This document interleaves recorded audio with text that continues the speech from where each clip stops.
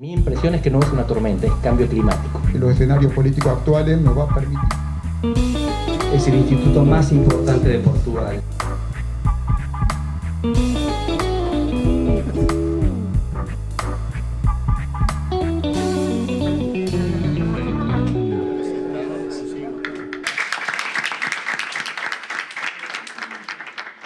Esta no es una actividad académica, esto es una actividad que tiene que ver justamente con correrse un poco del rigor estrictamente académico, analítico, que si bien es fundamental de la universidad y nosotros lo cultivamos, a veces también nos aleja un poco de otras miradas y nos aleja un poco de otra comprensión de los fenómenos políticos y sociales. Entonces acá tenemos una perfecta combinación entre dos excelentes periodistas de nuestro medio local, porque la verdad que son de lo mejor que tenemos en el medio local, tanto Ciro conduciendo el noticiero central, uno de los principales, sino el principal medio de nuestra ciudad, y Coco con una dilatadísima trayectoria en nuestros medios locales y también trasciende la cuestión local y es parte del staff de la Radio Universidad, así que también para nosotros es un privilegio. Como ustedes saben, esta actividad se hace en un momento muy complejo para nuestra universidad y para nuestro país,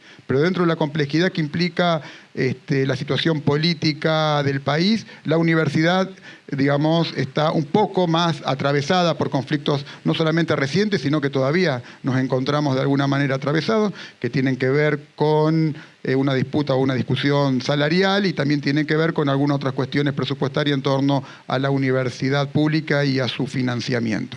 Hecho que nos llevó a tener la facultad no solamente prácticamente 2 meses sin clases, sino la facultad totalmente ocupada hasta ayer por la mañana. Con lo cual, de alguna manera, también reflexionar sobre los escenarios políticos actuales nos va a permitir entender un poco mejor, o por lo menos incorporar elementos para analizar nuestra realidad más específica, que es la realidad universitaria y argentina. Y poder volver a la actividad de esta manera, la verdad que es una gran alegría. Poder, empezar a trabajar, poder empezar, a descargar esa angustia que nos lleva a no poder dar clases, no poder llevar adelante los cursos de posgrado, no poder llevar adelante las tareas de extensión, investigar y demás, y poder hacerlo con una actividad de la potencia y la calidad que tiene esta actividad. La verdad que a mí, más allá de mi condición de decano, como universitario, como docente, como investigador, me produce una enorme alegría y probablemente me produce más alegría de lo que me hubiera producido en otro contexto. Es decir, probablemente en otro contexto esto sería importante y estaríamos diciendo estas palabras de la misma manera, pero en lo personal, y creo que interpreto a muchos de los que están aquí y muchos de los que van a poder aprovechar este producto por otros formatos, nos produce una alegría especial, así que lo quería expresar. Voy a presentar a nuestro invitado, que es el doctor Andrés Malamud, es investigador principal del Instituto de Ciencias Sociales de la Universidad de Lisboa, donde dirige el doctorado en Políticas Comparadas, obtuvo su licenciatura en Ciencias Políticas en la Universidad de Buenos Aires en el año 1992 y su doctorado en el Instituto Universitario Europeo Florencia, Italia, en el 2003. Aquí hago un apartado. Andrés estudió a los 90 en nuestra universidad, a fines de los 80, por lo tanto creo que sabe a qué nos referimos cuando hacemos este encuadre. A su vez también ha sido investigador visitante del Instituto Max Planck de Alemania, de la Universidad de Maryland, del College Park, así como profesor en universidades de Argentina, Brasil, España, Italia, México y Portugal. Su interés de investigación incluye instituciones políticas comparadas, procesos de integración regional, partidos políticos, teoría de la democracia y política europea y latinoamericana. Sus trabajos han sido publicados en libros y en revistas académicas en 17 países. Ha integrado el Comité Ejecutivo de la Asociación Latinoamericana de Ciencias Políticas y es secretario general de la Asociación Portuguesa de Ciencias Políticas. Publicó recientemente El oficio más antiguo del mundo, Secretos, mentiras y bellezas de la política, que está aquí para que lo puedan apreciar y que Coco ya lo leyó, así que ha cumplido la tarea. Y a su vez, ha publicado más de 100 artículos. Creo que podríamos estar un rato más, relatando su currículum. Creo que con esto reitero el agradecimiento y le voy a pasar la palabra al doctor Diego Búzola, que va a complementar este pequeño encuadre de la actividad que estamos incurriendo. Gracias. Bueno, como vinimos a escucharlo Andrés y esta actividad, como fue pensada, voy a ser muy breve. El currículum que el decano leyó es el currículum académico y es la biodata de Andrés, que muestra claramente su excelente trayectoria académica. Para los que no lo saben, el Instituto de Ciencias Sociales de Lisboa, donde él está y dirige el doctorado, es el instituto más importante de Portugal. Y el Instituto Europeo, donde él se doctoró, es de las universidades europeas más prestigiosas que hay en el mundo, en Europa. Entonces, digo esto para continuar dándole énfasis al currículum académico.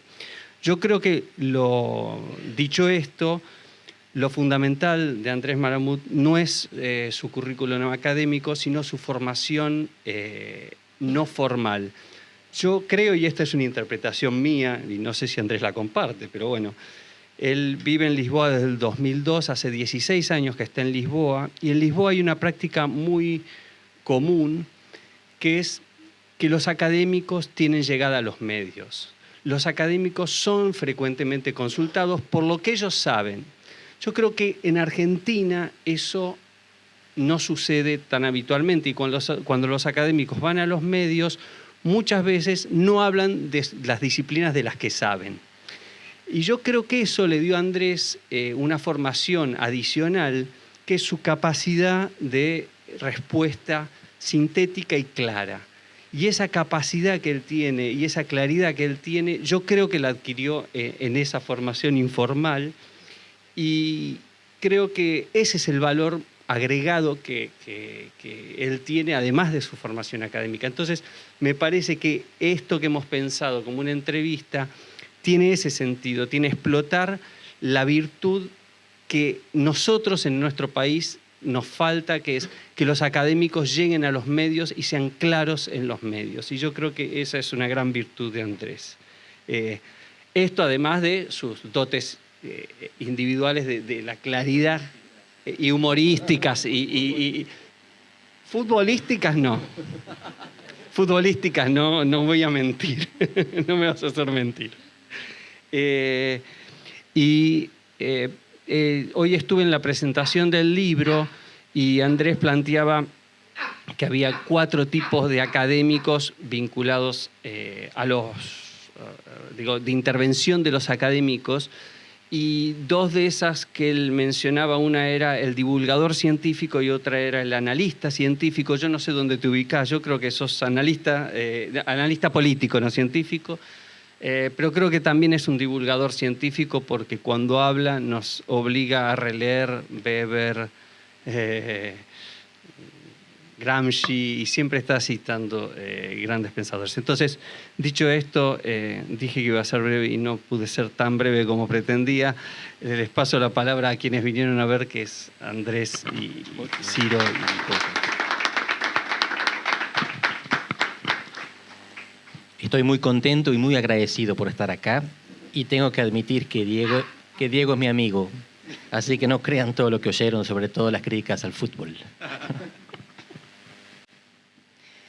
Voy a hacer una introducción muy breve, porque me parece que lo interesante de esto es la discusión, la charla que vamos a tener después, no solo nosotros 3, sino con ustedes.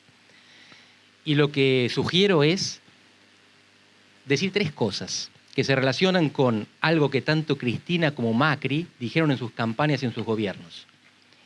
Y es respecto a la relación de Argentina con el mundo. ¿Se acuerdan que Cristina decía que el mundo se nos cae encima? Esa es la típica visión del mundo como amenaza. Si el mundo se nos cae encima, la respuesta correcta es correrse, salir de abajo del mundo, alejarse del mundo, que es un peligro. Macri tenía otra frase, que era su exacto opuesto: hay que volver al mundo.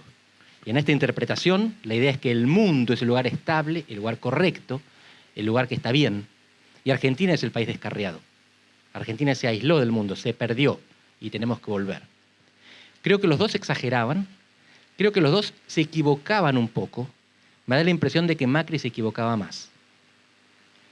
El mundo que Macri tenía en la cabeza es el mundo todavía estable, previo a las disrupciones que estamos presenciando. Las 3 cosas que voy a decir se relacionan con el mundo, con Argentina y con la escala intermedia, que es la región. El mundo está en cambio. El gobierno argentino tiene la idea de que ese cambio es una tormenta. Las tormentas pasan y vuelve la calma. Mi impresión es que no es una tormenta, es cambio climático. Lo que viene después no es igual a lo que estaba antes. Vamos en dirección a un mundo distinto. Es un mundo que el gobierno veía como el mundo de Obama. Y esto tuve la oportunidad de charlarlo con funcionarios del gobierno. Incluso después de que Obama había perdido. Me seguían diciendo que ese era el modelo que ellos tenían en la cabeza. Entonces yo les preguntaba, pero fíjense que ahora está Trump, y está Putin, y está Xi, que es el jefe de Estado de China, que decidió abolir la cláusula de no reelección, es decir, latinoamericanizar China. Y está Erdogan, y está el neonazismo en Europa Oriental. Y está Temer, que no es Lula. Lula también había sido un modelo para el gobierno de Cambiemos.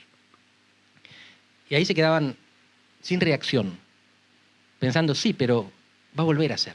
Esto es una tormenta. Bueno, mi impresión es que el gobierno diagnosticó mal al mundo y diagnosticó mal a Argentina. Argentina está lejos de ser un modelo, está lejos de ser el país al que otro país se quiere parecer. Y sin embargo, Argentina está lejos de ser un desastre. Y no es que Argentina haya hecho algo bien, es que no hizo todo mal. Y en parte no hizo todo mal porque esto de correrse del mundo cuando el mundo estaba cambiando en una dirección inapropiada, no fue una decisión, pero pasó. Y eso podía ayudar. Cuando el mundo se mueve, cuando el mundo sopla, las hojas se estremecen. Argentina lo que hizo fue cortar los amortiguadores y cortar las paredes que lo protegían de la tormenta del cambio climático. ¿Dónde está la región acá? La región es la vía de conexión. Pero fíjense, el mundo está cambiando en dirección a la transferencia de poder de Occidente a Oriente. No sé si oyeron hablar de Jared Diamond. Jared Diamond es un autor de múltiples disciplinas. Tiene un libro muy lindo sobre a qué se debe que la civilización haya nacido donde nació y se haya extendido por donde se extendió y no por otros lados. ¿Por qué Babilonia, Egipto, Mediterráneo, Europa, después América y no África, hacia arriba o hacia abajo, o América hacia arriba o hacia abajo? La respuesta de él es los ejes continentales. Cuando el hombre domestica plantas, cuando el hombre domestica grandes mamíferos y cuando domestica gérmenes que vienen con las plantas y con los mamíferos, ese aprendizaje puede viajar en el mismo clima, por el gran continente euroasiático, pero no viaja verticalmente cuando cambia el clima. No sirve domesticar animales en América del Sur y viajar a América del Norte, no viajan. Lo mismo con las plantas. Entonces, cuando nosotros vemos el proceso civilizacional, va de este a oeste o viceversa, no de norte a sur. La transferencia de la civilización hacia el norte o hacia el sur es mucho más compleja. En este momento estamos viendo que el ciclo sigue viajando del Atlántico hacia el Pacífico, Silicon Valley, y vuelve para Asia, donde alguna vez hubo una gran civilización que no era centro mundial. Esa transferencia de poder tiene dos opciones, puede ser pacífica o no. En la historia de la humanidad, la mayor parte de las transferencias del poder no fueron pacíficas. Cuando una potencia declinaba y otra emergía, iban a la guerra. Hubo una excepción, Gran Bretaña y Estados Unidos. La gran pregunta para el mundo que viene es si el ascenso de China va a ser pacífico. Porque si no es pacífico, estamos en problemas. En relaciones internacionales hay varias escuelas, algunos piensan que no puede ser pacífico, otros piensan que puede ser y otros piensan que puede ser, pero es mejor prepararse por si no es. A mí me parece que esta es la vía más prudente. Y esta es la vía que podrían adoptar los países que pueden influir sobre el mundo y los que simplemente van a recibir los golpes o las caricias del mundo. Argentina está en esta última categoría. Nada de lo que Argentina pueda hacer va a influir en la dirección en la que el mundo va a marchar. Argentina es tomadora de decisiones, tomadora de golpes, tomadora de caricias. Brasil parecía que no, pero resultó que sí. El grandote que tenemos al lado es chiquito comparado con los grandotes de verdad. Brasil es chiquito comparado con Estados Unidos y es chiquito comparado con China. Juntos quizás Argentina y Brasil podrían haber influido de alguna manera. Quizás. Creo que no lo sabremos, porque en este momento Argentina y Brasil están divergiendo. No están divergiendo solamente por los regímenes políticos, en algunos aspectos se parecen, exportan commodities a China, pero en otros aspectos políticamente cada vez se van separando más. Entonces la cuestión es, un mundo en cambio, no sabemos si pacífico o no, una Argentina que es una hoja al viento y en esto estamos siempre igual, El problema es que cuanto más viento hay, peor es. Y una región que se está disgregando de a poco. América Latina ya no tiene entidad económico-política, nunca la tuvo, pero tenía la expectativa de convertirse en una unidad político-económica. Eso no va a pasar, porque en el mundo ya hay dos potencias que atraen y desgarran. Estados Unidos tiene dentro de su esfera económica América Central y a México, mientras que América del Sur está cada vez más dentro de la esfera económica, de la órbita económica de China. Por lo tanto, cada vez tenemos menos que ver con México. Sufrimos diferente los golpes. La ventana de oportunidad, la bonanza durante la década de los commodities no fue de América Latina, fue de América del Sur. A México la emergencia china lo perjudicó. A nosotros nos benefició. Ahora está pasando el efecto contrario. Entonces, mi síntesis es, un mundo que está cambiando, pero probablemente no de manera transitoria, como creyó el gobierno, sino de manera permanente. No sabemos en qué dirección y no sabemos por qué mecanismos. Un país que sigue siendo el mismo. Argentina, a partir de 1930, después profundizamos, se transforma en tomador de lo que viene de afuera, sin una inserción clara, sin aquel éxito del modelo agroexportador que se agota en el 30. Y una región que no ayuda, y que probablemente no va a poder ayudar. Una región en la cual no hay padrones. ¿Se acuerdan del giro a la izquierda? Eso se terminó. Lo que hay ahora no es un giro a la derecha. Cada país gira loco en una dirección o en otra. México acaba de girar a la izquierda. Otros países giran a la derecha y otros se mantienen en una zona de ambigüedad. Venezuela, mientras tanto, se hunde hacia abajo, sin derechas ni izquierdas que importan. En este mundo incierto, con un país estable, lo cual no es necesariamente bueno, estable quiere decir que estamos siempre en el mismo péndulo, tenemos que tratar de entender qué es lo que puede pasar. Yo tengo algunas ideas, pero sugiero que las conversemos en conjunto. Muchas gracias. Andrés, vos avanzaste sobre un tema que yo te lo quería plantear y estoy todavía a tiempo. ¿Cuál es la realidad del peligro chino y cómo conspira eso contra la integración latinoamericana? O sea, un poco ampliando tu... ¿Puede ser la primera pregunta? Me imaginé que iba a venir por ahí, por eso quise anticipar un poco, preparando el terreno. China tiene dos grandes diferencias respecto de Estados Unidos en la manera en que interviene en el resto del mundo. La primera es estructural. Estados Unidos es una democracia, China no lo es. En principio, para un demócrata esto podría favorecer la proximidad con los Estados Unidos, aunque nosotros sabemos que la estructura no determina el comportamiento. La democracia americana muchas veces favoreció dictaduras en otros países. Si ser democrático en principio es una ventaja, aunque en la práctica no lo sea, ¿qué práctica es más conveniente? Estados Unidos fue históricamente intervencionista, China no. China no reclama nada. China no impone condicionalidades políticas o de derechos humanos. Si nosotros queremos autonomía, si los países de América Latina o de África, que son aquellos en donde China tiene intereses energéticos y alimentarios, quieren que no se inmiscuyan en sus asuntos, China es lo mejor. No va a pedir nada a cambio. Si la cuestión es la dependencia económica, Pepe Mujica avisaba, vamos a extrañar a los Estados Unidos. El día que los chinos lleguen y se instalen, como se están instalando en África, vamos a desear volver al imperialismo norteamericano. No tomo posición. Lo que digo es que el intervencionismo político es mayor de Estados Unidos, el económico es mayor de China. ¿Sabes lo que me llama la atención, Andrés? Que por eso empecé por esta pregunta. En el término de 2 semanas se conocieron opiniones del gobierno de los Estados Unidos, francamente hasta amenazadores contra el gobierno de El Salvador y ahora de Panamá por haber establecido relaciones con China popular y haber dejado de lado las relaciones con Taiwán. O sea, vos planteaste América Central y el Caribe es de Estados Unidos. Estados Unidos reclama eso. Muy bueno. Órbita económica. Los países de América Central, México y el Caribe envían a sus emigrantes a los Estados Unidos, reciben remesas de los Estados Unidos, hacen turismo en Estados Unidos y mandan a sus hijos a estudiar en Estados Unidos. Políticamente, esto es buenísimo. Este mensaje de Estados Unidos a los 3 países, hay 3 países que en el último año cambiaron relaciones diplomáticas de Taiwán hacia China. Uno se puede quedar con la declaración de Estados Unidos, son intervencionistas. Yo me quedo con la decisión de los países centroamericanos de cagarse en los Estados Unidos, de decidir por sus propios intereses, hacer el acuerdo con China, dejar a Taiwán de lado y que no les importe lo que dicen. Para mí esto es lo que expresa es la debilidad de los Estados Unidos. no la fortaleza. Si me equivoco, Estados Unidos va a invadir o va a tomar medidas, represalias de algún tipo. ¿Tendrá un plan estratégico para ver qué hace en El Salvador? Me parece que Trump no tiene ningún plan estratégico de nada y no estoy diciendo que esto sea malo. El artículo que salió en New York Times de manera anónima indica mucho. Buenísimo el tema. Lo comento, el artículo que salió en el New York Times es un funcionario de la administración Trump que anónimamente se jacta de boicotearla. Uno que detesta a Trump y admira al New York Times dice, fantástico, están trabajando por debajo para... Y cuando uno toma distancia dice, Trump fue elegido por el pueblo. Y este funcionario está designado a dedo o es de carrera. ¿Con qué derecho un funcionario burocrático va a boicotear a un funcionario electo?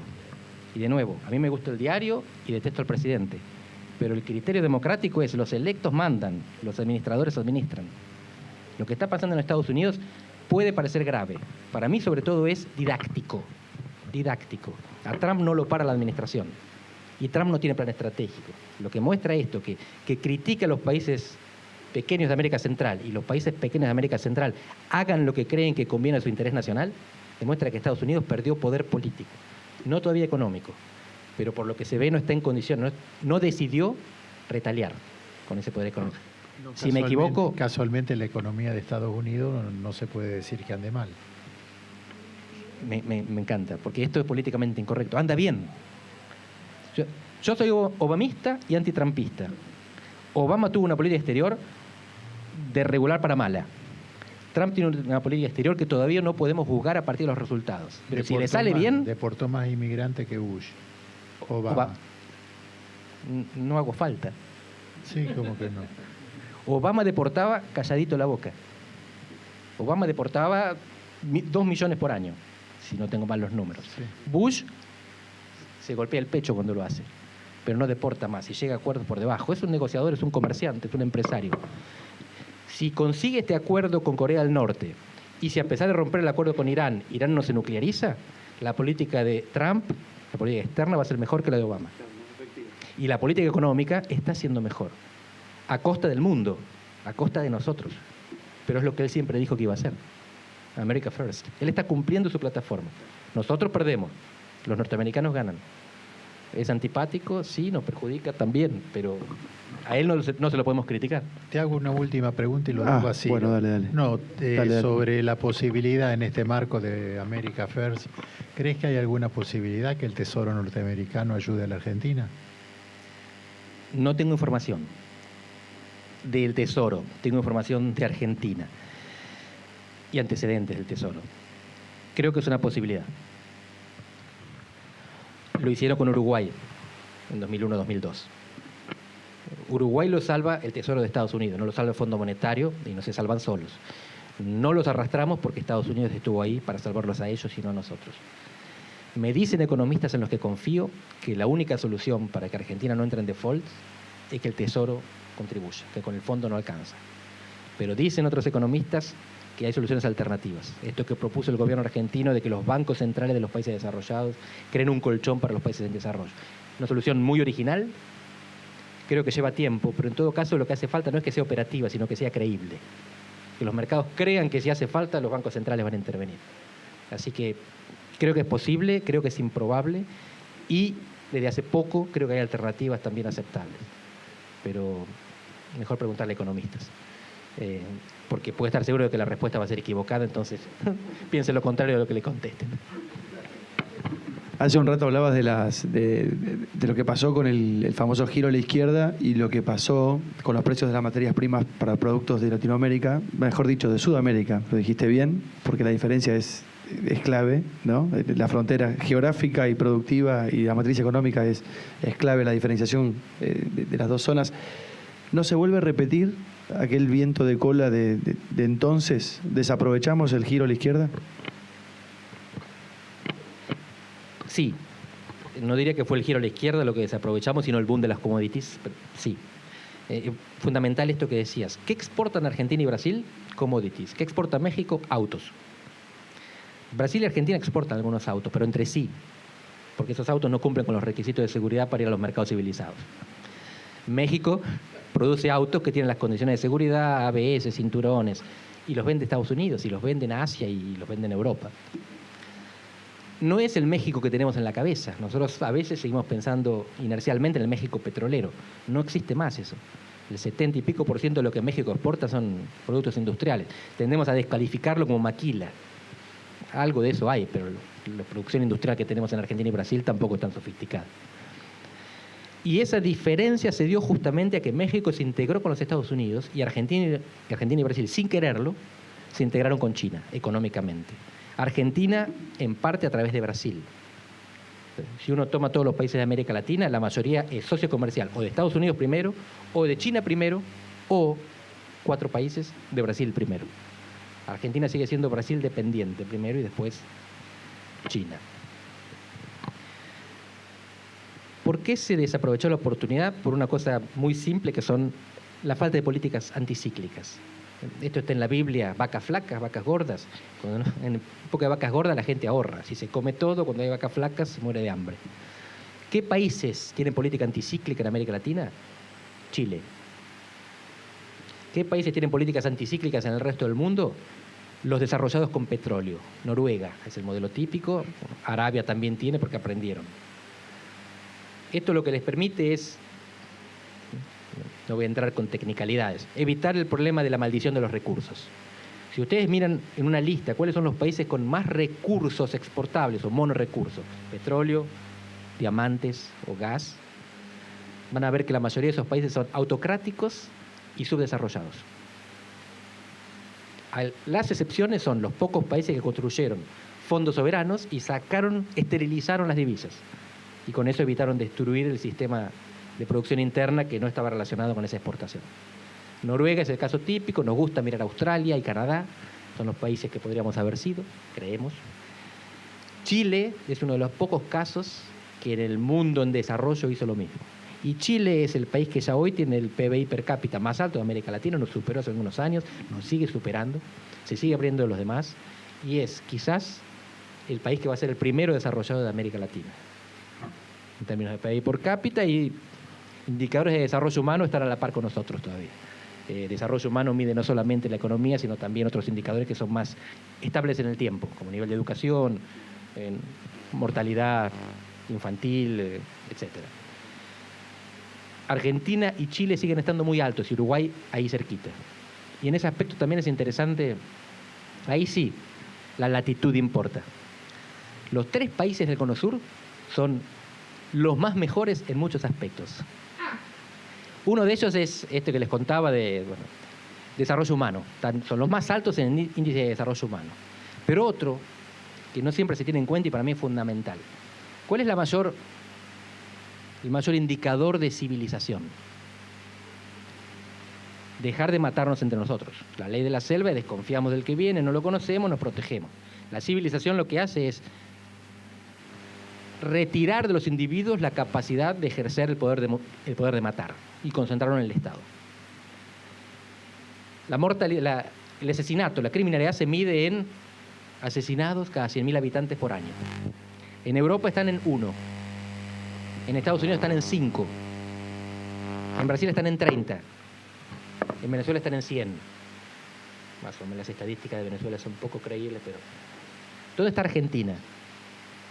1 Europa, 5 Estados Unidos, 30 Brasil, 100 Venezuela. 6. Estamos como Estados Unidos. Chile está en 3. Uruguay, una cosa increíble, está disparando. Está en el 10. 10 cada 100.000.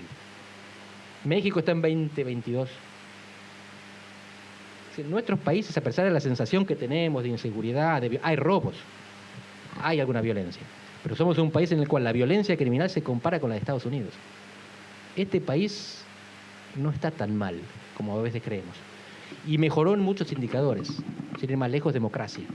Hasta 1983 venían los militares y mataban impunemente. Ahora no pasa eso. Ahora, cuando a un gobierno democrático se le escapa la tortuga y hay 2 muertos en una represión, ese gobierno puede caer. Esto es una muestra de inestabilidad y de civilización. Las muertes no son impunes. No sé cómo llegué acá. No.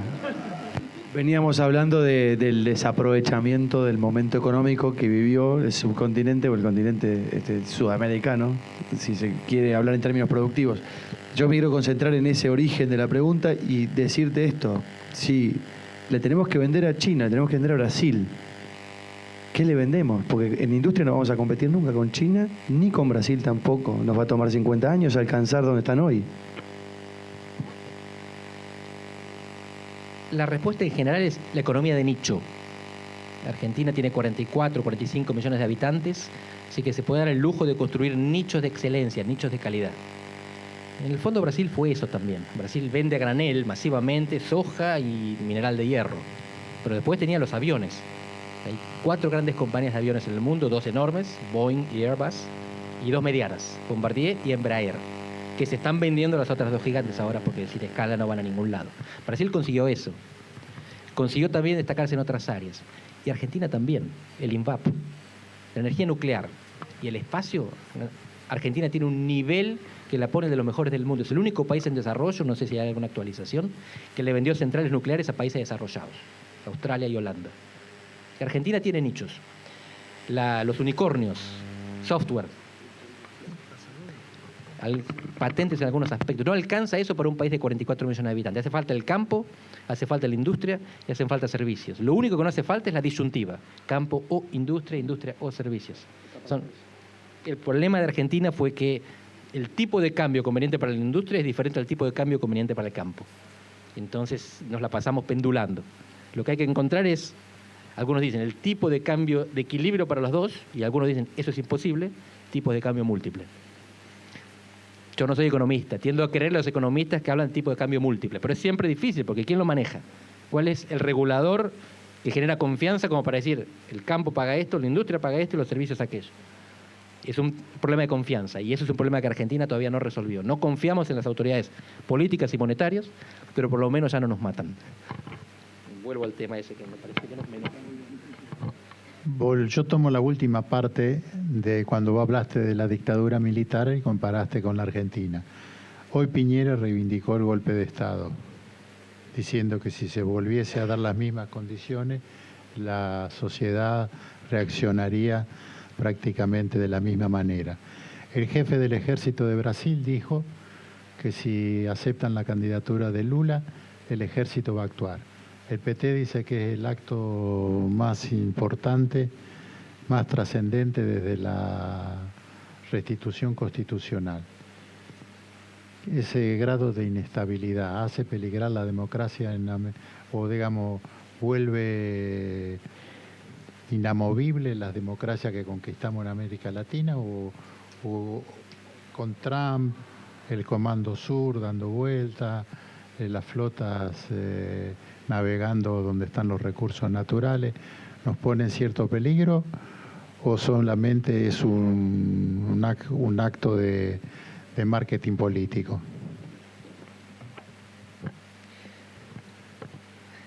La respuesta corta es, la democracia no corre peligro, pero creo que es sobre todo marketing político. Explico en estos 2 casos que mencionó muy bien. Piñera votó no en el plebiscito. Piñera es el derechista que se opuso a Pinochet. Por eso es alguien que puede decir esto, porque no es un nostálgico de la dictadura.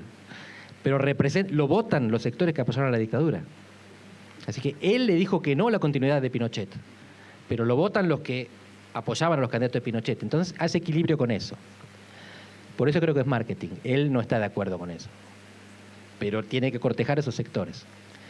En el caso de Brasil, la respuesta también es matizada. Yo Brasil lo defino como una democracia tutelada. Es muy fuerte esto. Eso es lo que dice el PT, sí. La democracia tutelada.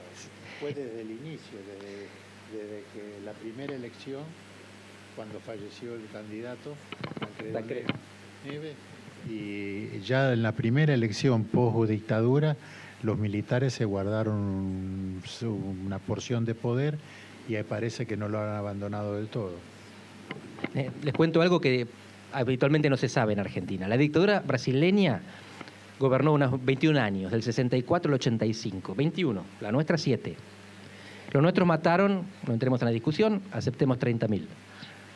¿Cuánta gente mató la dictadura brasileña en 21 años?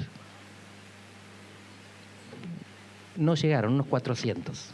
Hubo muchos exiliados, hubo torturados, hubo gente que la pasó mal, hubo censura.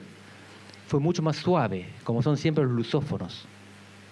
Esto no hace que la dictadura sea buena, hace que sea menos trágica. ¿Qué dijo Lula, candidato presidencial en 2002? Los militares brasileños, por lo menos, fueron desarrollistas. La dictadura brasileña no dejó una pésima imagen en Brasil, porque no destruyó la estructura productiva, al contrario, la desarrolló. El milagro brasileño, esos 5 años entre los fines de los 60 y el inicio de los 70, fueron liderados por la dictadura brasileña. No destruyeron la economía, sino que la desarrollaron. No perdieron una guerra infame.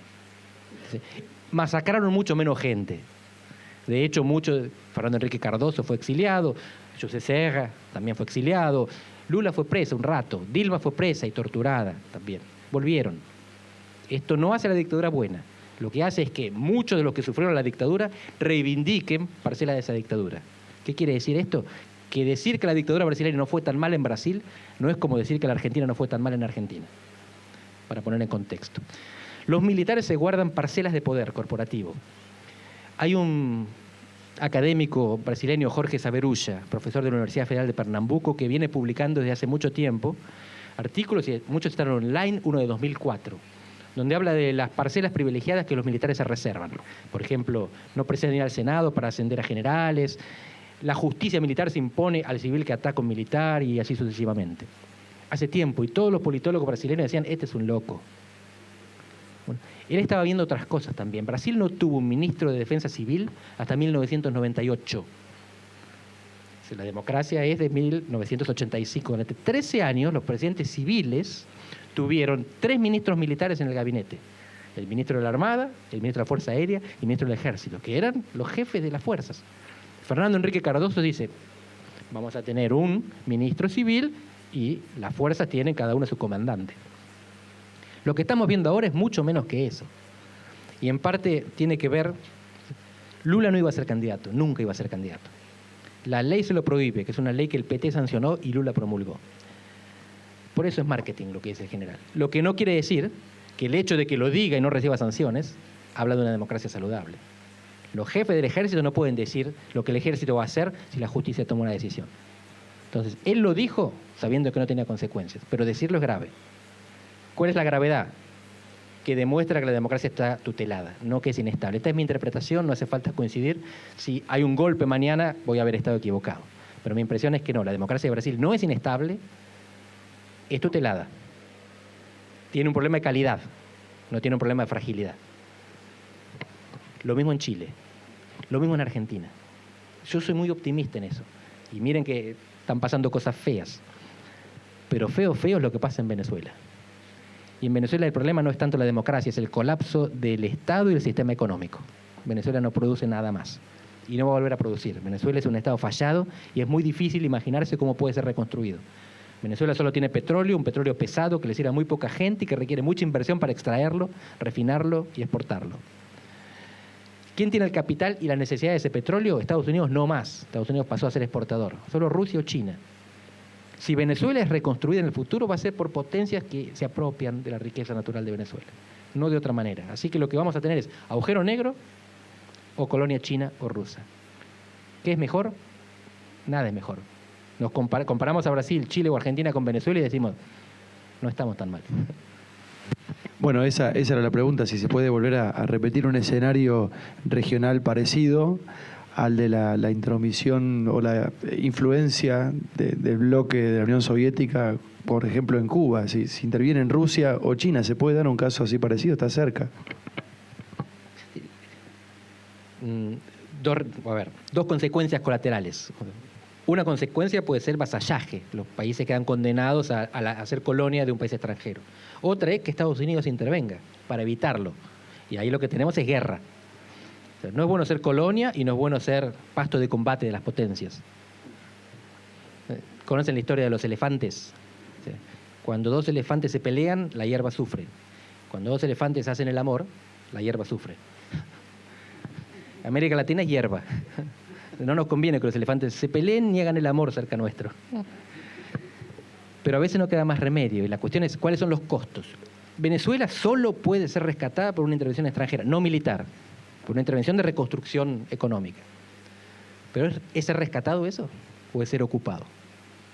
Y de nuevo, quiero traer a Pepe Mujica, esto se lo escuché en persona, pero creo que lo pueden encontrar porque lo debe haber dicho en público. Vamos a extrañar a Estados Unidos cuando China esté acá. Y Pepe es el que decía, bueno, Uruguay lo que tiene que hacer es subirse al estribillo de Brasil. Y todavía tenía el optimismo de que Brasil nos iba a arrastrar a todos hacia el progreso y el desarrollo. Ahora está menos optimista a ese respecto. Pero sigue pensando que China es una oportunidad y un peligro. La cuestión es cómo se regula. Por ahora no estamos tan mal. Lo que hace China en África es diferente a lo que hace en América Latina. En África es land grabbing, se llama. China va, se apropia de un terreno en acuerdo con los gobiernos de los estados y lleva a chinos a hacer el trabajo, a construir las usinas, las centrales, las bases, a cultivar lo que haga falta. No tiene contacto con los locales. Se apropia de territorio de otro país. En América Latina no hace eso porque sabe que hay resistencia social, que hay sociedades civiles, que hay leyes, que hay observación internacional, que hay más capacidad de indignarse ante eso. Y lo hace con mucho más cuidado. Y a poquito. Y lo que van haciendo es lo que están haciendo también en Europa. Diego, que estudia cuestiones de electricidad, los chinos están comprando empresas de servicios públicos en muchos lugares, incluyendo sobre todo electricidad. Lo hicieron en Portugal, lo quieren hacer en Brasil, y avanzan así de a poquito. De nuevo, no quiero ser paranoico. No, pero instalar una base en el sur instalar una base en el sur del país con usos potencialmente militares. Esto es también una cuestión fundamental. A ver, los usos militares y los usos civiles ya son prácticamente indistinguibles. Porque la guerra que viene es la ciberguerra. Y la ciberguerra, los ciberataques no vienen de afuera ni de adentro, vienen de todos lados. No hay frontera para el ciberespacio. Así que nuestro propio sistema que todos defendemos de separación entre seguridad y defensa, que es típico de América Latina, quedó caduco. Y esto es peligroso, pero es inevitable. Porque lo mismo el terrorismo transnacional, casi todas las amenazas que nosotros enfrentamos ahora tienen que ver son transnacionales, no son internacionales. Argentina no va a ser invadida por otro Estado. Brasil no va a ser invadido por otro Estado. Estados Unidos no va a ocupar la Amazonia. No va a pasar esto. No existe ese riesgo. La flota de los Estados Unidos, la cuarta flota, en realidad no tiene barcos, no tiene navíos, los pide prestados si hacen falta. Es un comando, está centralizado y se ocupan sobre todo de la cuestión cibernética. Los peligros son, bueno, yo les decía antes, 30 cada 100.000 asesinados por año en Brasil. ¿Saben cuánta gente es eso? Son 60.000. El año pasado fue 61.000. En Brasil asesinan en un año lo que la dictadura argentina asesinó en 7. Todos los años 60.000 personas son asesinadas en Brasil. Eso es una amenaza. Eso es una amenaza para el orden público, es una amenaza para la vida civilizada. ¿Cómo se enfrenta eso? Bueno, no con militares. Sin embargo, Brasil sacó los militares de la calle. Esta es la cuestión. Brasil tiene un sistema en el cual los militares no son repudiados, pero brindan apoyo logístico y sobre todo hacen algo que en Argentina no hacían, ocupación territorial. Brasil es un territorio extensísimo. ¿Ubican la Unión Europea? Bueno, Brasil es 2 veces la Unión Europea. Y tiene la mitad de la población, de la cual el 80% vive a 200 kilómetros de la costa. Brasil es un gigantesco desierto, como Uruguay, como Bolivia, como Argentina. Son todos países con baja densidad democrática y mala distribución de esa población. El ejército brasileño ocupa sobre todo zonas de frontera y controla, ¿no? Radares y no solamente. En la pacificación, los procesos de pacificación de Río de Janeiro, sobre todo lo que hicieron fue apoyar infraestructuralmente a la policía, a la fuerza de pacificación. Lo que están haciendo ahora es diferente, porque Río de Janeiro está intervenido. Es una intervención parcial del área de seguridad, contra la voluntad de los militares. Los militares no querían la intervención, los mandaron. Pero eso lo permite la legislación argentina también. En una intervención federal o estado de sitio, los militares pueden hacer esas cosas.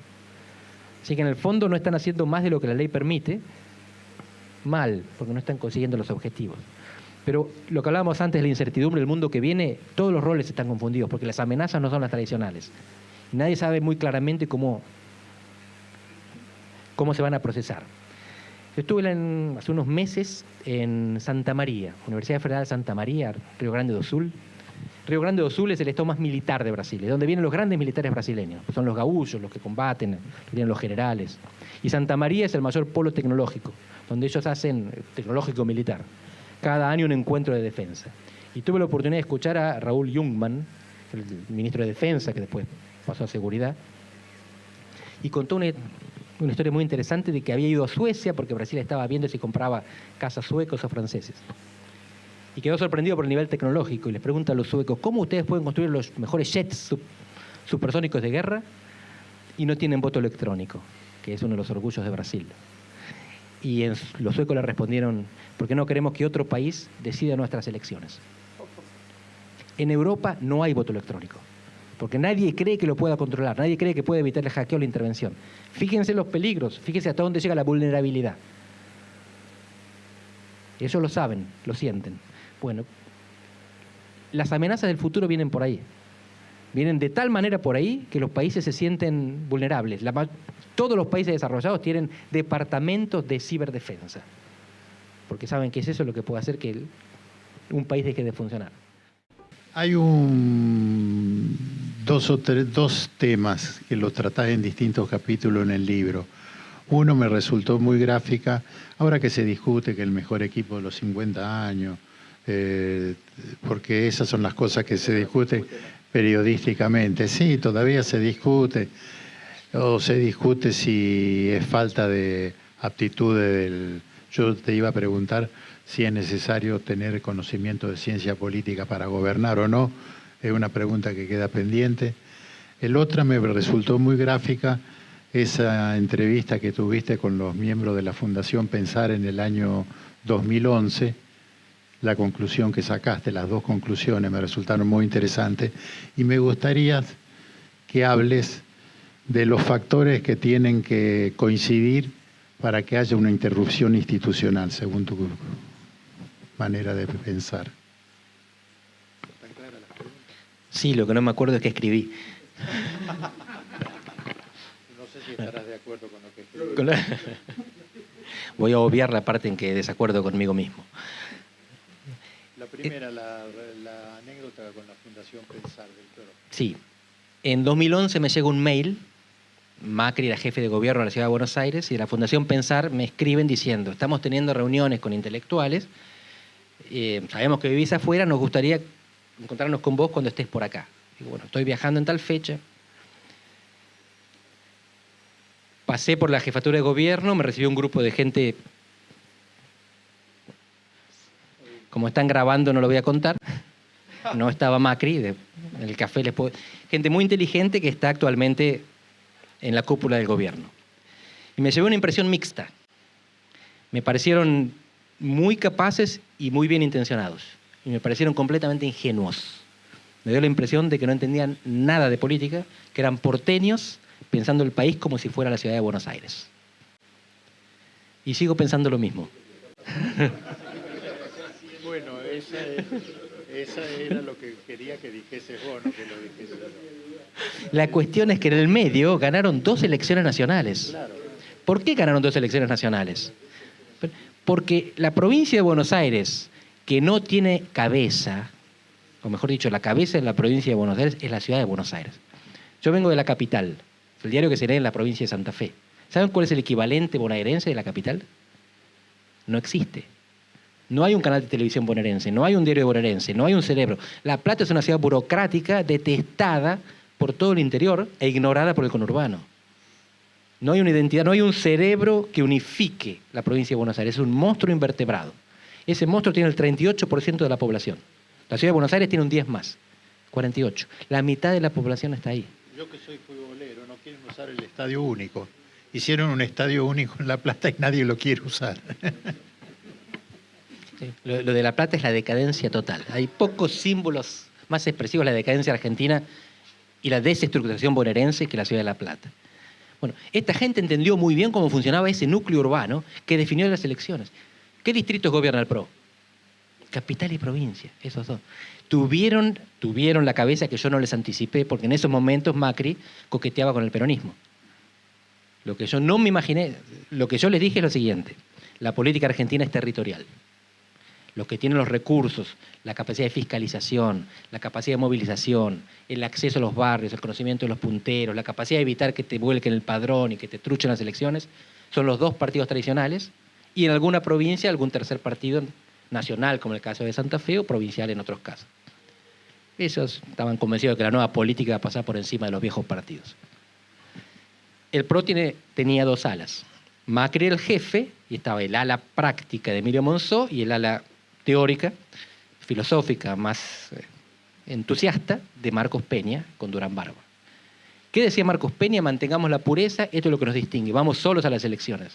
¿Qué decía Monzó? Solos no llegamos, aliémonos con todos.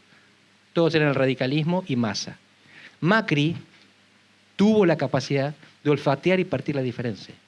Macri dijo, solos no llegamos, alianza con todos no. Seleccionó y dijo, con Massa no, con el radicalismo sí. El radicalismo lo podemos controlar, con Massa nos terminamos de ensuciar. Fue esa estrategia la que le permitió generar una red territorial que sin darle ninguna gobernación en el interior le permitió ganar con la capital y la provincia y esta alianza, que en el 2011 no estaba acá. En el 2011 rechazaba. La gente con la que yo me reuní rechazaba esto. Si hubiera hablado con Monzó, que no estaba en esa reunión, a lo mejor me iba con una idea más matizada. Pero hablé con el grupo de la pureza. Ahí me doy cuenta que me equivoqué. En realidad me equivoqué por dos razones. Me equivoqué porque estuve con la mitad del PRO, la mitad entusiasta y no la mitad pragmática. Y me equivoqué porque les creí a esa mitad entusiasta de que no iban a hacer alianzas con nadie. Y sin alianzas no llegaban. Me jorobaron porque hicieron alianza con el partido que yo menos esperaba. Pero eso demuestra justamente la capacidad que tuvieron, la creatividad de esta gente. El problema es que ahora eso parece haberse agotado. ¿Sí? ¿Por qué? Porque el PRO está pensado para un país normal. Está pensado por una Argentina normalizada en un mundo normal. Y llegaron a un mundo que dejó de ser normal, que les cuesta aceptarlo, y por una Argentina que es mucho más dura para normalizar de lo que ellos esperaban. Y es una Argentina que vive permanentemente en tiempos excepcionales, en tiempos de crisis, en tiempos en los que pasan cosas y no sabemos cuál va a ser la reacción ante el empuje de una fuerza. No sabemos cuánto va a costar el dólar mañana. Y ellos no estaban preparados para eso. Pueden aprender. Alfonsín aprendió. No es que haya terminado demasiado bien, pero de Greenspoon a Zurruil hubo aprendizaje. Menem aprendió. ¿Se acuerdan los 3 primeros ministros de Economía de Menem? Sí. Y la intención de llamar a Angelós como jefe de gabinete, que no existía todavía en la Constitución. Bueno, Menem tuvo a Roig, Rapanelli y Herman con todos los planes primavera, hasta que llegó a Cavallo. Bueno, Duhalde aprendió.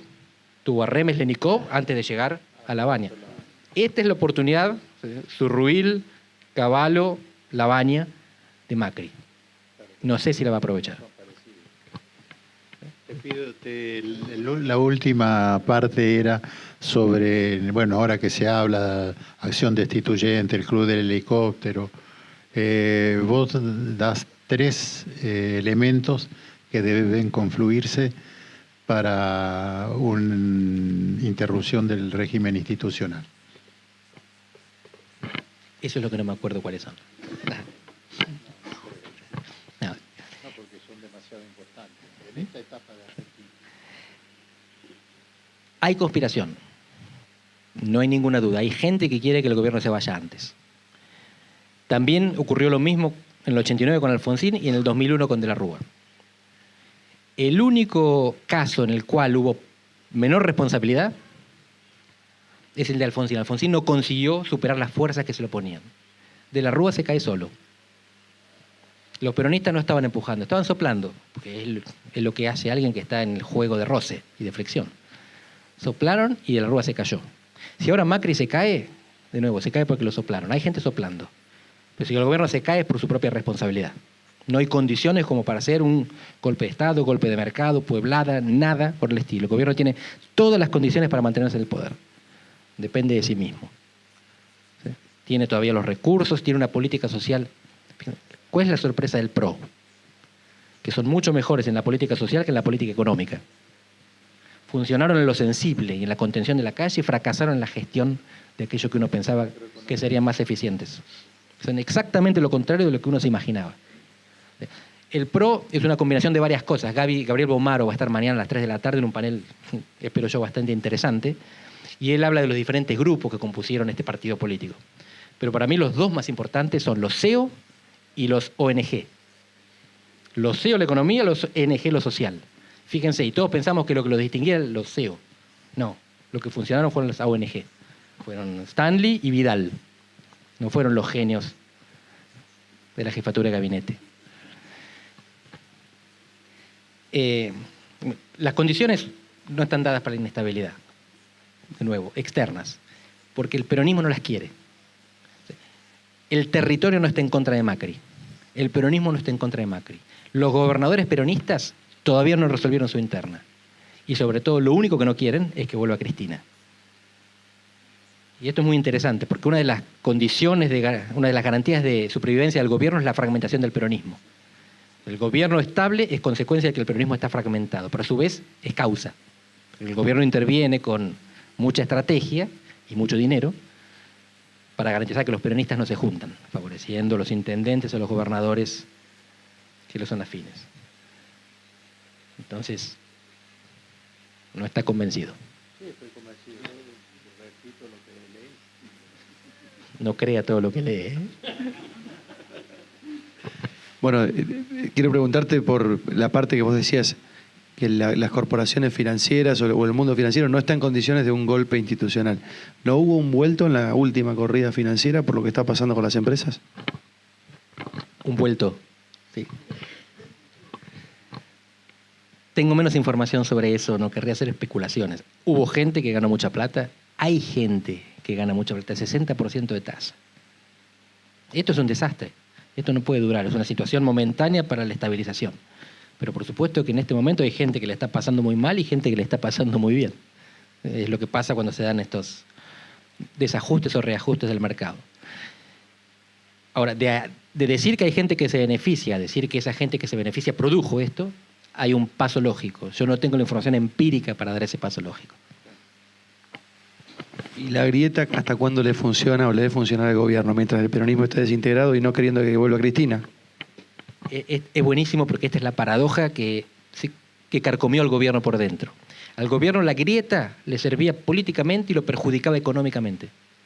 Al gobierno le convenía subir a Cristina para competir electoralmente con ella, pero cuando lo subía la creaba como alternativa y los mercados se asustaban. El gobierno osciló en estas estrategias y terminó en el peor de los mundos. Mal políticamente y mal económicamente. En este momento lo que observo es confusión.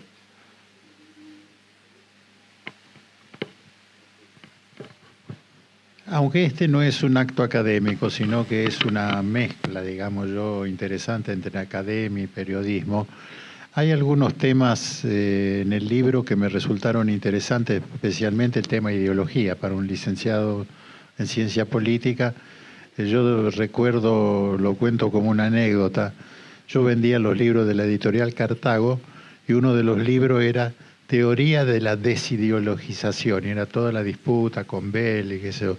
Y yo me leí el libro y me hice un resumencito. Y en cada materia que rendía, le metía el tema de la ideología al profesor. Y el profesor picaba y me decía, a ver cómo es eso, y yo el resumencito. Hasta que un día vino una chica que iba a escuchar los exámenes para saber cuáles eran los chismes del profesor, lo que llamamos los chismes del profesor, y era la hija de mi maestra del primario, y me dice, Coco, hace 5 exámenes que vengo a ver y en los 5 hablaste del mismo tema. Y digo, claro, si estudias ciencia política tenés que hablar de ideología, y es un tema que me sigue preocupando. Vos decís que la Argentina, citándolo a Lustó, creo, que dijo que está disponible para el Ministerio de Relaciones Exteriores ahora. Que no está disponible. Prat Gay no está disponible. Pero no, Prat Gay. Lustó tampoco, para educación era. Bueno, pero Lustó dijo que la Argentina estaba en un estado preideológico.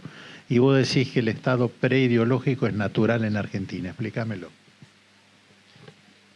En Argentina, clase mata ideología. La distinción fundamental, y esto, como se puede ver, es otra manera de analizar desde la izquierda. La adscripción de los sectores trabajadores al peronismo es mucho mayor que la adscripción de los sectores obreros al Partido Laborista en Gran Bretaña. En Gran Bretaña hay un fenómeno muy histórico, muy fuerte, de voto obrero conservador, que más o menos 1/3 de la clase obrera vota a los conservadores, por cuestiones aspiracionales, como le gustaría al PRO, por diferentes razones. Acá diríamos que se vota en contra. Digamos. Que voten en contra de sus propios intereses. Bueno, los aspiracionales dicen no, votan lo que ellos quieren ser. En una sociedad de movilidad social, no es irracional el voto por la clase más alta, porque es la clase donde uno espera estar el día de mañana. En el caso de Argentina esto no se daba. Los sectores populares tenían un arraigo, una identificación entre el 80 y el 90% con las expresiones electorales peronistas. El peronismo es de izquierda o de derecha. Está copiando a Cristina, que cuando le hicieron esa pregunta dijo, se me va el avión. Claro. Bueno, depende de la década. El mismo partido, el mismo personal, cambia el presidente, pero están todos iguales. Cristina era senadora con Menem, y Menem fue senador con Cristina, y se votaban las cosas, se votaban las mismas cosas. Pero Perón tenía, para todo eso tenía una frase, se hace hasta con bosta de caballo. Y Mao decía algo parecido, pero era más efectivo. No importa izquierda o derecha, blanco o negro, importa que el gato case ratones. Claro. Pragmático. Igual el peronismo es bastante pragmático y el peronismo tiene estas dos características. Una fuerte identificación con los sectores populares, que lo votan acríticamente, y una fuerte orientación hacia el poder. El radicalismo tiene una orientación, una identificación más fuerte con las clases medias y una orientación hacia el control. El poder le crea así una cierta incomodidad, una cierta inestabilidad. Esto se mantiene con Cambiemos. Cambiemos es el encuentro entre el PRO y el radicalismo. Y el PRO se suponía que era un poco más peronista que el radicalismo, porque provenía de la identificación. Si ustedes miran los mapas electorales, el PRO va a buscar su coto de casa donde estaban los radicales, sobre todo. Tiene una cierta llegada a partir de Boca a los sectores populares, pero el PRO lo que hace es ocupar los lugares donde el radicalismo desertó. La diferencia es que el PRO se orientaba hacia el poder. Es un partido inventado para ganar. La frase de nuevo es de Gabriel Bomaro. Creado, fabricado, producido para ganar las elecciones en capital y en la provincia. Macri entra en la política para ser presidente a principios de los 2000. E inventa esta estructura fenomenal. ¿Cuál es la ideología del PRO? Bueno, uno puede decir que es de derecha. Yo creo que van a ir para donde les convenga. Dijeron que retenciones nunca, jamás en la vida. Hasta anteayer. Es un impuesto malo, malísimo, y lo vamos a aumentar.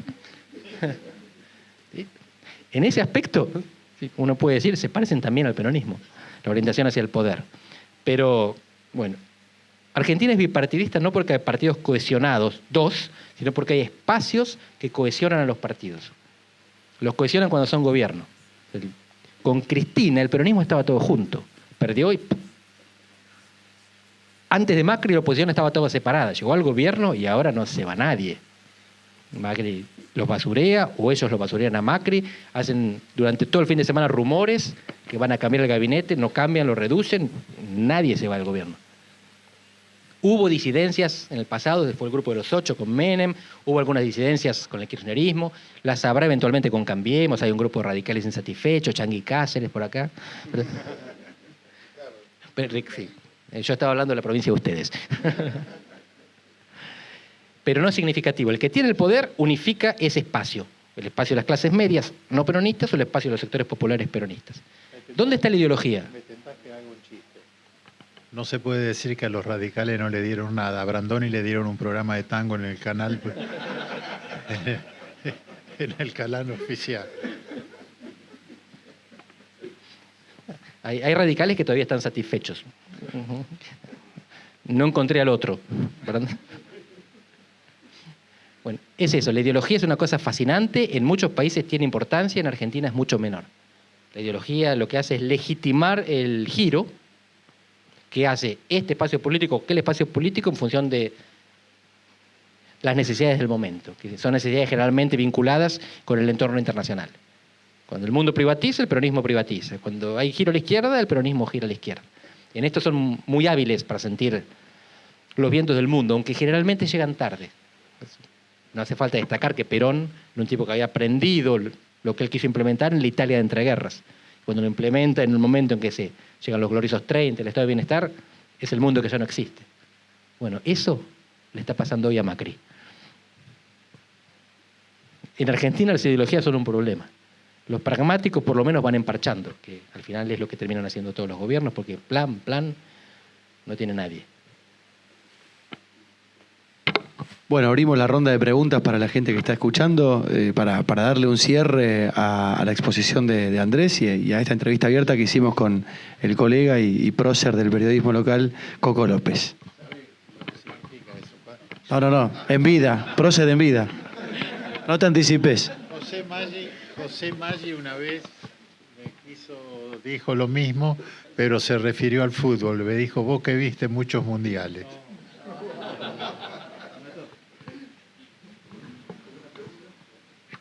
Aparece a veces la palabra péndulo.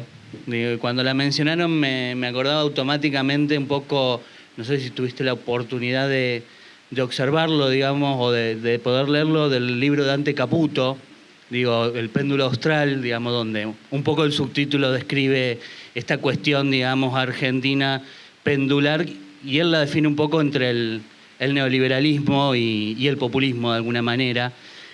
Un poco la pregunta tiene que ver con este segundo aspecto, cómo se puede también interpretar, digamos, no solamente en el caso argentino, sino también un poco a nivel teórico, las interpretaciones o las lecturas sobre el populismo post-Laclau también, porque tengo la sensación, aunque no estudio ciencia política, que el kirchnerismo hablaba mucho de Laclau, pero como que no, cuando uno lo lee hay como un desfasaje. Pero bueno, me gustaría saber si se puede leer así. El populismo es un fenómeno polisémico, como dicen los comunicadores. Significa muchas cosas y a veces cosas opuestas. A mí me gusta pensarlo como maniqueísmo. El populismo es una concepción del mundo como dividido en dos. Y no hay matices y no hay terceros. No existe la imparcialidad en la visión populista. De esos dos, el populismo elige una parte. La parte que se identifica con el pueblo y por lo tanto que está en contra de las élites o de la oligarquía. ¿Qué tiene de bueno y qué tiene de malo el populismo? Tiene de malo que es maniqueo, tiene de bueno que de los dos lados se elige al pueblo. ¿Es bueno o es malo el populismo? Depende. Si el sistema está oligarquizado, un poco de populismo ayuda a moverlo un poco y a desoligarquizar. Si el sistema es democrático, el populismo lo que hace es concentrar el poder y por lo tanto reducir la democraticidad del sistema. Hay un trabajo muy lindo de dos autores, un holandés, Cas Mudde, y un chileno, Cristóbal Rovira, donde estudian justamente esto, el populismo como correctivo para la democracia o como amenaza para la democracia. Y la respuesta es, depende de la circunstancia. Entonces, para mí demonizar al populismo es un error, como demonizar al liberalismo. El péndulo es una condición básica de la democracia. La democracia es, Adam Przeworski, un politólogo polaco, dice, la democracia es un sistema en el cual los partidos pierden elecciones. Sin la posibilidad de alternancia no estamos hablando de democracia. Si pierde uno, gana el otro y en el futuro recuperarán el poder. A uno no le gusta esto mucho porque estamos acostumbrados a hinchar por un equipo de fútbol y queremos que gane siempre el nuestro. Pero si ganara siempre el mismo y fuéramos campeones todos los años, no tendría sentido el fútbol. Sí, inclusive uno acepta de vez en cuando que le queda más remedio que perder para que sea más entretenido el juego. El problema es que el péndulo argentino es violento. Las sociedades más o menos desarrolladas, estabilizadas, pendulan así, la nuestra. Y otro problema es que uno puede pensar en una escalera caracol. Uno gira siempre, pero sube. Argentina se parece a una montaña rusa. En la montaña rusa nos movemos violentamente para arriba y para abajo, pero el problema principal no es ese, no es la violencia de los saltos ni los loops. Es que cuando termina la vuelta volvimos al punto de partida. En Argentina tiene estas dos características. Que nos movemos muy violentamente, el péndulo va de polo a polo y que no avanzamos. Si una de las dos cosas se resolviera, si fuéramos un partido moderado, que no estancado pero moderado, seríamos Uruguay. Uruguay no es un país súper exitoso, pero no está mal. No son más ricos que nosotros. En aspectos económicos no están nada mejor que nosotros, pero ¿cuánto les envidiamos? Lo otro podría ser también un país mucho más violento, en las volteretas, en el péndulo, pero que avanza, Francia.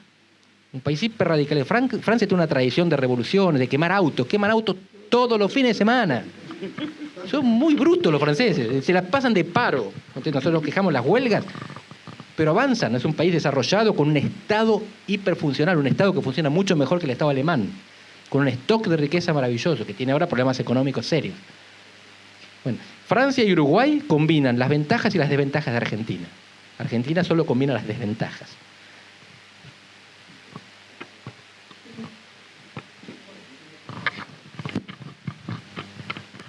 ¿Qué tal? Son dos preguntas en realidad. La primera es, ¿cuál es tu mirada sobre los últimos 3 años sobre la política internacional del gobierno macrista, cuando se considera que uno de los primeros viajes del actual presidente fue a la Unión Europea y demás, y también la ida o el congelamiento de instituciones de parte de Argentina, ¿no es cierto?, y de algunos países de América Latina, de ida de espacios como la CELAC y la UNASUR? Y después la otra pregunta es que me digas, cortito, 2 aciertos y 2 desaciertos de la política exterior en el gobierno kirchnerista. Un país como el nuestro tiene 3 necesidades. Celso Laffer, que fue ministro de Relaciones Exteriores de Brasil en 2 periodos, decía que la política exterior tiene que convertir necesidades internas en oportunidades externas. Tenemos estas necesidades, busquemos afuera cómo las satisfacemos. Argentina necesita inversiones, necesita mercados y necesita tecnología, porque no la produce. Para evaluar la eficacia de una política exterior tenemos que ver cuánto contribuyó a conseguir estas 3 cosas. Si uno analiza desde 2015 hasta ahora, no contribuyó mucho. Argentina no consiguió muchas inversiones, no abrió muchos mercados y no trajo mucha tecnología. En un aspecto está mejorando en los últimos tiempos, apertura de mercados. Una cosa que no se ve mucho porque no nos interesa a los argentinos, pero hay misiones comerciales y apertura mejora de relaciones comerciales y firma algunos tratados no súper importantes, pero mejoras con Vietnam, con Indonesia, con China. El gobierno, cuando asume, rechaza el mundo de Cristina. Se ríen de Cristina yendo a Angola. Angola ahora no sirve. En otra época, con el petróleo alto, era otra cosa. Pero bueno, ahora está subiendo otra vez. Pero mientras tanto, el gobierno reivindicó, sin decirlo, parte de lo que el gobierno de Cristina había hecho sobre el final, que es abrirse al mundo que no era occidental. El gobierno sigue apostando al acuerdo con la Unión Europea, que no va a salir. Me pueden hacer cargo de esta afirmación. En el futuro, si sale, pediré perdón. Y de las relaciones con Estados Unidos, que en este caso son personales con Trump, pero no son muy importantes económicamente para Argentina. Pero la respuesta a un mundo inestable y heterogéneo es la diversificación. Cristina se cerraba demasiado a Occidente. Macri se ajustó demasiado a Occidente. Las 2 respuestas son inadecuadas. La diversificación es más eficiente, o por lo menos tiene más chance de ser eficiente. La política exterior de Cristina fue racionalizada de la mejor manera por Carlos Escudé. Carlos Escudé es un académico muy particular que lo que hizo es definir el trayecto de Argentina en el mundo en 3 etapas. Siglo XIX y hasta 1930, Argentina es un país agroexportador que se vincula con un país que compra lo que producimos y nos vende manufacturas, Gran Bretaña. Complementariedad absoluta, rivalidad cero, nos beneficiamos todos, Argentina, potencia. O sea, no llegamos a hacerlo, pero estuvimos cerca. A partir de 1930, y después de la Segunda Guerra Mundial, Estados Unidos sustituye a Gran Bretaña como núcleo del mundo, y Argentina tiene una economía competitiva con Estados Unidos. Ellos producen lo mismo que nosotros, ellos producen sus propios alimentos, no nos precisan. Argentina abajo. Siglo XXI va a ser de China, dice Escudé. Y con China podemos tener una relación parecida a la que tuvimos con Gran Bretaña, porque los chinos compran alimentos y compran energía, que es lo que nosotros producimos. Y venden manufacturas con alta tecnología. Esto no era así hace 30 años, ahora sí. Entonces, para Escudé hay una relación virtuosa con China que asemeja aquella con Gran Bretaña. Y Cristina implementó esta política. ¿Pero qué hizo Cristina? Legitimó esta política con el discurso de la autonomía. Nos separamos de Estados Unidos. En realidad la política de Escudé es volver a ser colonia de otro país, de un país que no sea funcional. Esto no lo podía decir, pero la política del kirchnerismo era seamos colonia china porque nos conviene. El discurso kirchnerista es no seamos colonia de Estados Unidos.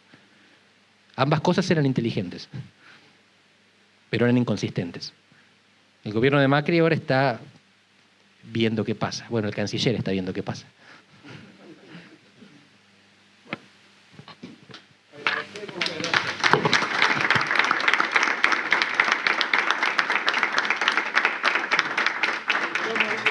agradecimiento a los tres, la verdad que el producto final fue más que bueno. Ciro, Coco y Andrés, que bueno, lograste zafar de los acorralamientos con un gran poder analítico que valoramos mucho en un ambiente universitario. Así que bueno, de nuevo gracias y gracias por estar. Gracias a ustedes.